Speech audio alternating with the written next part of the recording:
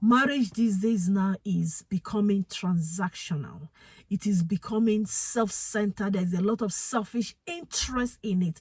People are coming into marriage with different motives aside from the motive that was initially outlined in the Bible. If you know your marriage is not the type the Bible describes as in, for this reason shall a man leave his mother and father and cleave to his wife.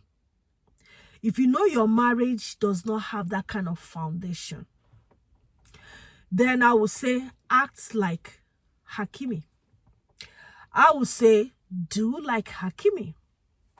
I will say go for lessons, enroll in Hakimi's marriage class, and let him tell you how to prepare for the worst days. Hi, my friends. Welcome to another episode. So let's talk about Hakimi and the estranged wife. Okay. So from the little I gathered about this couple, the man, Hakimi, is younger and the wife, Abok, I learned she's 12 years older than Hakimi. And this marriage is not even up to 3 years. It's just about 2 years plus, and she's asking for a divorce. Okay. It's not about, now the focus is not about the length of time. They must have had their issues, and from what I gathered on the internet, they'll be having some, unreconcilable issues, and they started living apart for some time before the rape saga and the rape issue. But there is one thing I want us to learn from. Whenever something happens, it is very good for us to objectively look at it and see what can we learn from it.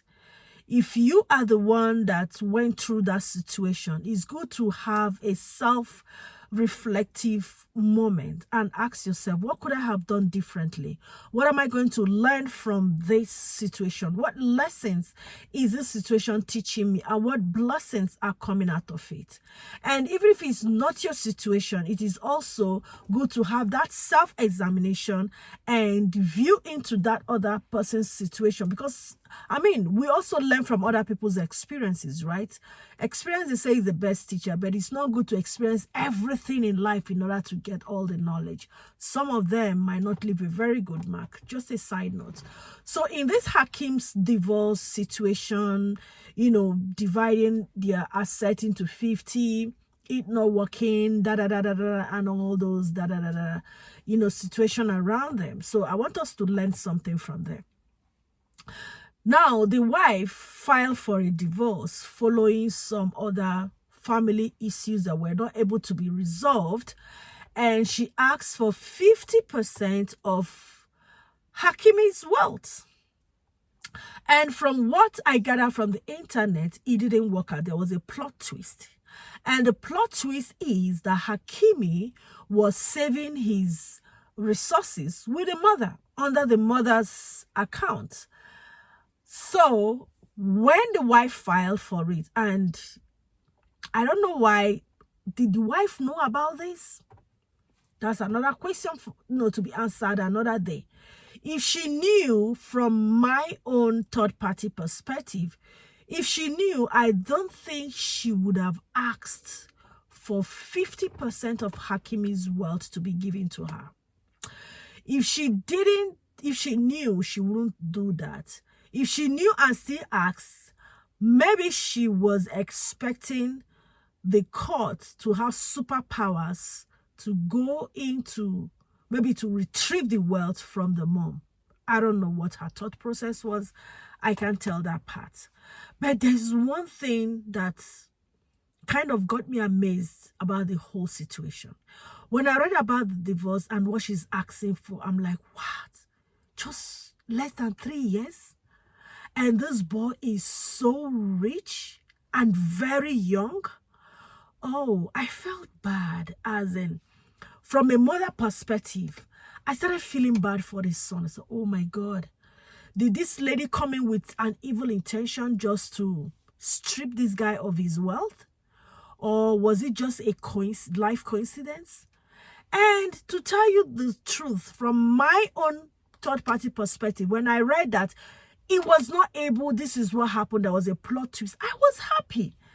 And I sat back. Why did this thing make me happy? It made me happy because now from a mother point of view, I like what happened. I was like, so this is possible, in the sense that I do not like injustice. It came across to me like injustice, in the sense that this lady hasn't even spent so much time with a young man, and you're already asking for 50% of his wealth.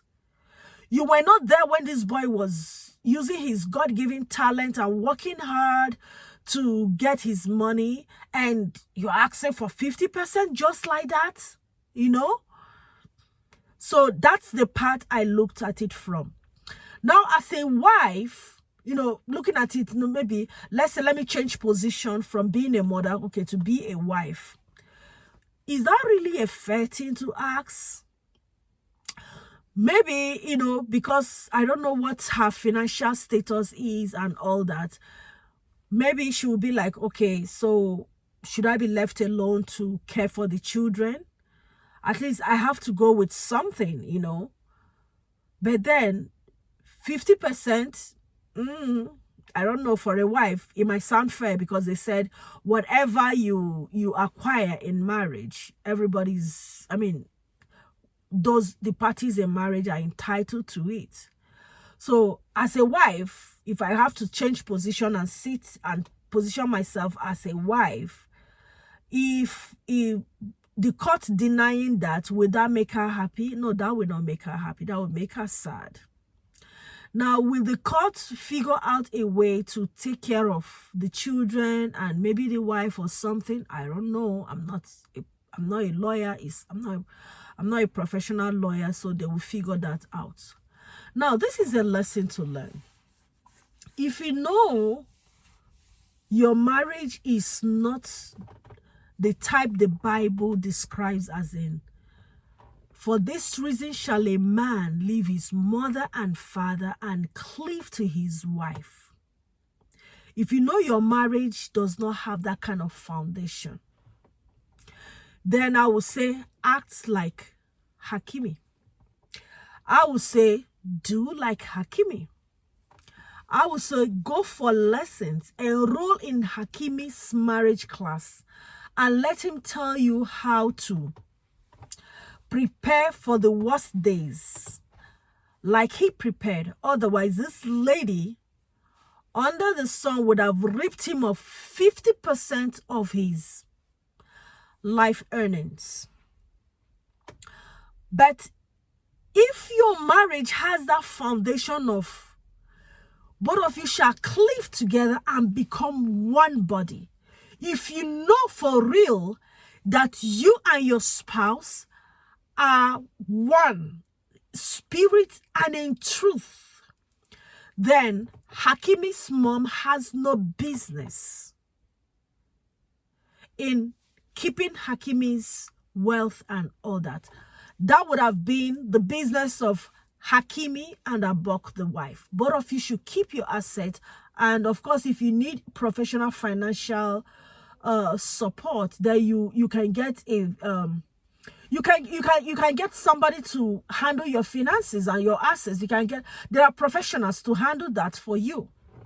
But you know, in this life, is like in this present day and in this present dispensation, and what I see presently is like marriage is now evolving, and it's like the devil is also creeping into marriage and bringing different demonic mindsets and intentions in marriage.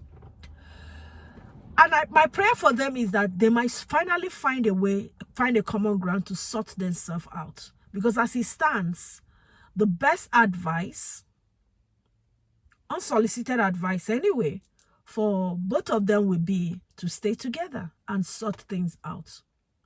And if whatever she's accusing Hakimi is what is happening for real, then they need professional marriage counselors to sit them down, or can sit themselves down, invite a professional marriage counselor to help them figure out how to solve their differences.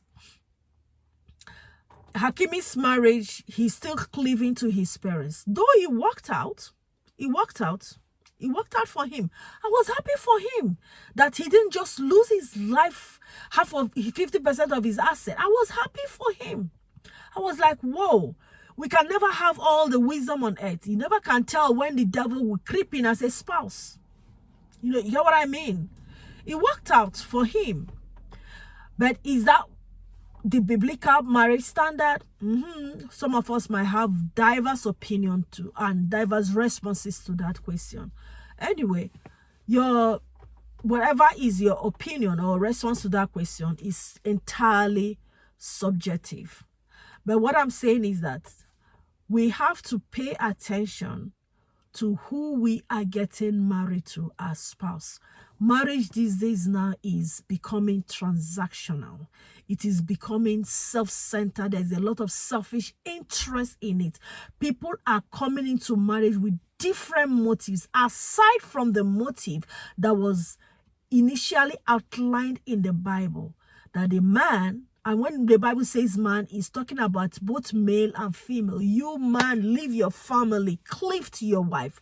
You woman, leave your family, cleave to your husband. And both of you have one mind. Do everything in common. But is it happening these days? It's not happening. And at the end of the day, there is no one template for marriage. The only template for marriage is the one written in the Bible. Aside from that, everybody is just doing whatever works for them. And if it works for you, to your tent or Israel, whatever template you decide to pick on, if it works for you, then let love and light. I wish you love, light, and peace. But if you think your marriage is not, that cleaving is not there, one hand is cleaving to my mama and papa and family members, and the other half of your hand is cleaving to your spouse, then you better act like Hakimi. Go and meet Hakimi to borrow you some wisdom on how he was able to scale through from this trap, from the pit of hell. But if yours has God in the center, like I was having this conversation with my son. He said, Mommy, marriage is supposed to be like a triangle, right? God at the tip of the triangle and the man and woman at the other edge of the triangle. I say, that's right, my son. That's how it's supposed to be. It's supposed to be the biblical standard. That should be the template. But these days, a lot of people have their different templates, either because of their tradition or because of their religion. But whatever template you are adopting to, and if it works for you and there is peace, there is safety, everybody is happy, then run with it. But if there is no peace and you sense that somebody is being selfish, then you better borrow wisdom from Hakimi. That is my own. And I wish everyone that is in marriage, I wish you all peace. And I pray that Hakimi and Abok, the wife, will find a common ground to make peace and continue living together. Until I see you in another podcast, in another video, remain blessed. Shalom. Bye-bye.